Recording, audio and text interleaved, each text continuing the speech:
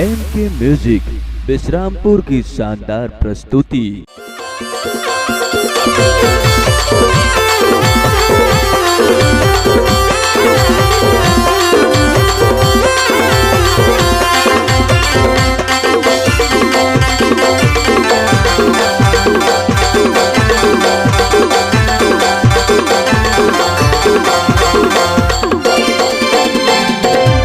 मोला भैया बनाए दीवाना बनाए ना, मोला भैया बनाए दीवाना बनाए ना।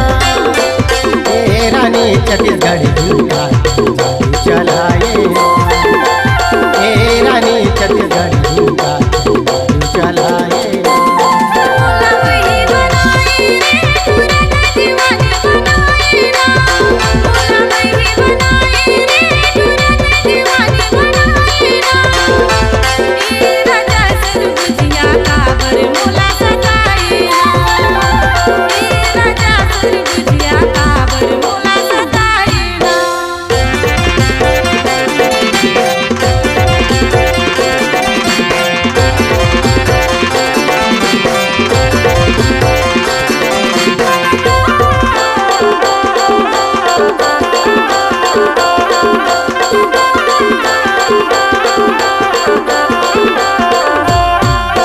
देखो घड़ी बोला देखो नहीं, नींद नहीं आवे रतिया,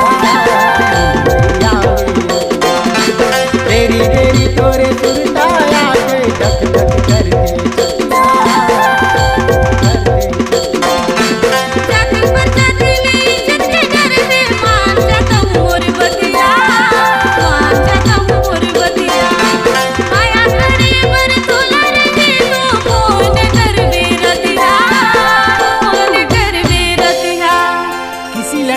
प्यार मत करना दोस्तों, हमेशा दर्द पाओगे।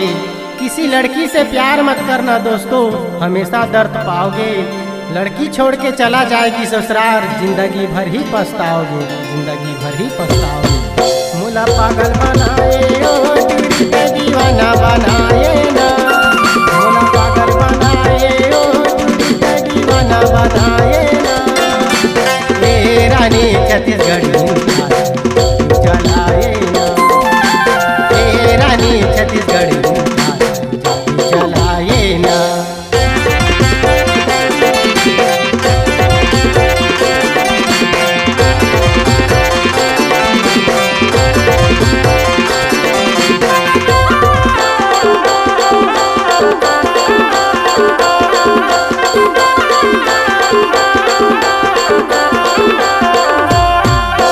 माया के डोरी लाने के रही थे कबो जनिए इंडिया मोरो सावर जाही रानी का बरे मोर से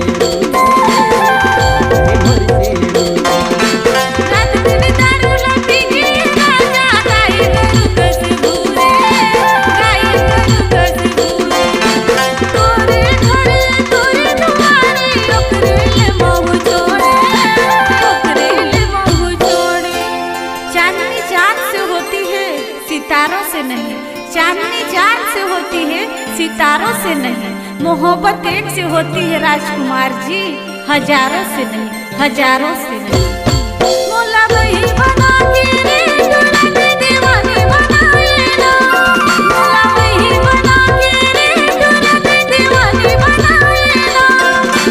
ये राजा सर गुजिया काबर मोला सताए ना, ये राजा सर गुजिया काबर मोला सताए ना।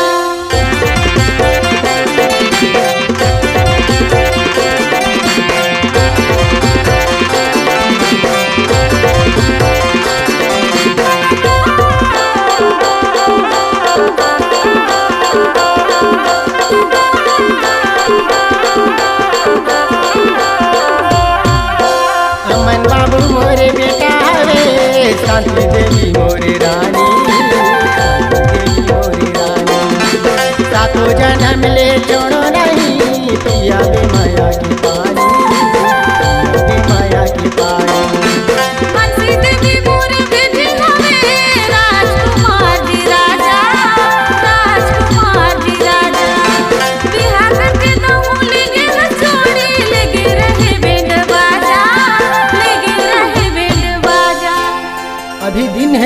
रात जरूर होगी, अभी दिन है तो रात जरूर होगी। 100 साल का उम्र है नीता रानी, एक बार मुलाकात जरूर होगी, एक बार मुलाकात जरूर होगी। पागल बनाए ओ दीवाना बनाए ना,